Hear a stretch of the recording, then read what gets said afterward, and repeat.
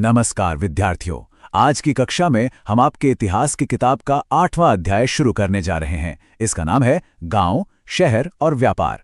इस अध्याय में हम ये समझेंगे कि पुराने समय में भारत के गांवों और शहरों का जीवन कैसा था। तो चलिए अध्याय की शुरुआत एक छोटी सी कहानी से करते हैं जो आपकी किताब में दी गई है। एक लड़का है जिसका नाम है प्रभाकर। वो एक लोहार को उसकी दुकान पर काम करते हुए देख रहा है। कहानी में बताया गया है कि दुकान में एक छोटी सी बेंच पर तरह तरह के औजार रखे हैं। पास में ही एक भट्टी जल रही है और दो लोग लोहे की एक छड़ को गर्म करके उसे हथौड़े से पीट रहे हैं। प्रभाकर के लिए ये सब देखना बहुत ही दिलचस्प था। देखिए, ये कहानी यहाँ पर इसलिए दी गई है ताकि हम इस अध्याय के सबसे जरूरी विषय को समझ सकें, और वो है लोहे के औजारों का महत्व। तो चलिए अब हम अपने पहले विषय पर आते हैं, लोहे के औजार और खेती। हम जानेंगे कि लोहे ने खेती को कैसे बदला।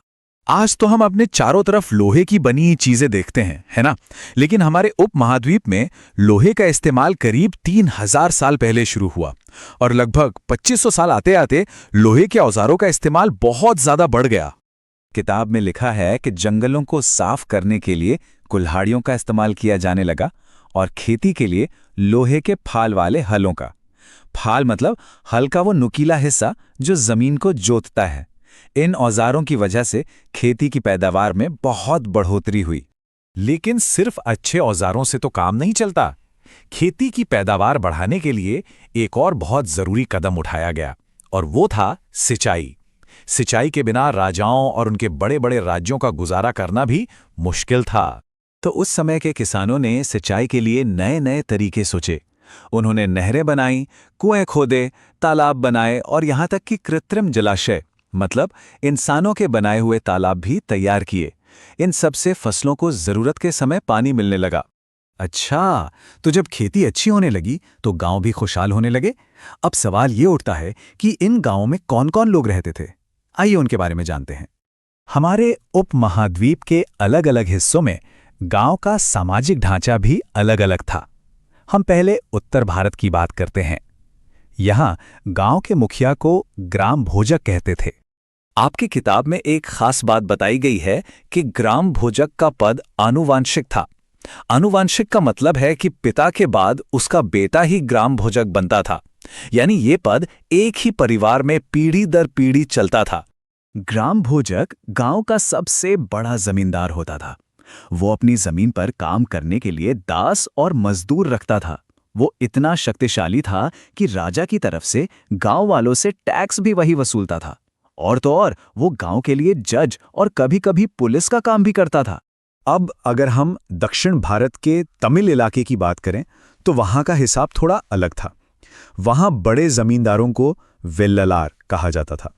जो साधारण हलवाहे थे उन्हें उणवार कहते थे, और वो लोग जिनके पास अपनी जमीन नहीं थी यानी भूमिहीन मजदूर और दास, उन्हें कडेसियार और अडिमे कहा जाता था। ये नाम संगम साहित्य में मिलते हैं, इसे याद रखिए। ये देखिए, आपकी किताब में संगम साहित्य के बारे में अलग से बताया गया है। ये तमिल भाषा की सबसे पुरानी रचनाएं हैं। इन्हें मदुरई शहर में कवियों की सभाओं में इकट्ठा किया गया था, जिन्हें संगम कहते थे। इन्हीं से हमें दक्षिण भारत के गांवों के बारे में इतनी जानकारी मिलती है। तो ये तो हुई गांवों की बात। अब हम गांवों से निकलकर शहरों की तरफ चलते हैं और देखते हैं कि उस समय के नगर कैसे थे, वहां क्या क्या शिल्पकारी होती थी और लेन देन के लिए सिक्कों का इस्तेमाल कैसे होता था।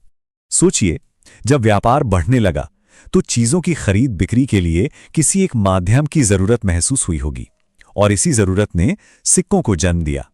पुरातत्वविदों को यानी पुरानी चीजों की खोज करने वाले वैज्ञानिकों को उस जमाने के हजारों सिक्के मिले हैं। जो सबसे पुराने सिक्के थे उन्हें आहत सिक्के कहा जाता है। ये सिक्के लगभग 500 सालों तक इस्तेमाल में रहे। इन्हें आहत सिक्के क्यों कहते हैं?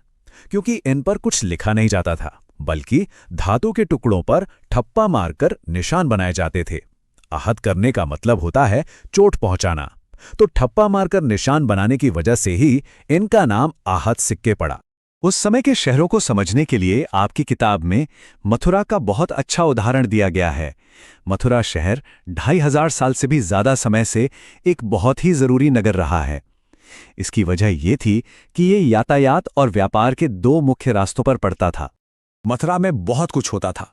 ये मूर्तिकला का एक बड़ा केंद्र था, एक महत्वपूर्ण धार्मिक स्थल था और आगे चलकर ये कुषाणों की दूसरी राजधानी भी बना। यहाँ पत्थरों पर लिखे लेख मिले हैं जिनसे पता चलता है कि राजा रानी से लेकर सुनार और बुनकर जैसे साधारण कारीगर भी यहाँ के मंदिरों को दान दिया करते थे। हम एडुटेकन में अक्सर चर्चा करते हैं कि कैसे पुराने शहर संस्कृति और व्यापार के बड़े केंद्र बन जाते थे। मथुरा इसका एक बेहतरीन उदाहरण है। अब इन शहरों में बहुत सारे शिल्पकार और व्यापारी रहते थे, तो इन लोगों ने अपने काम को और बेहतर तरीके से चलाने के लिए अपने अपने संगठन बना लिए थे, जिन्हें श्रेणी कहा जाता था। ये श्रेणियां कई तरह के काम करती थीं, जैसे ये कारीगरों को ट्रेनिंग देती थीं, कच्चा माल खरीदती थीं और फिर तैयार माल को बेचने का इंतजाम भी करती थीं। इतना ही नहीं, ये श्रेणियां बैंक का काम भी करती थीं, जहां अमीर लोग अपना पैसा सुरक्षित रख सकते थे। तो चलिए अब व्यापार और व्यापारियों के बारे में थोड़ा और गहराई से जानते हैं। इसके लिए हम किताब में दिए गए एक पुरास्थल यानी एक पुरानी जगह के उदाहरण को समझेंगे।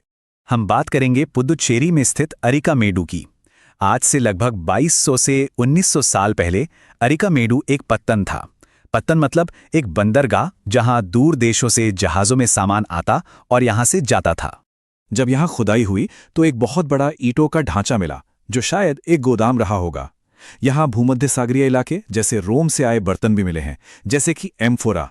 ये लंबे लंबे कंटेनर होते थे जिनमें शराब या तेल जैसी चीज़ें रखी जाती थीं। यहाँ एरेटाइन वेयर नाम के लाल चमकदार बर्तन और रोमन लाम्पी मिले हैं। ये सारी चीज़ें साबित करती हैं कि अरिकामेडु का रोम के साथ व्यापार होता था।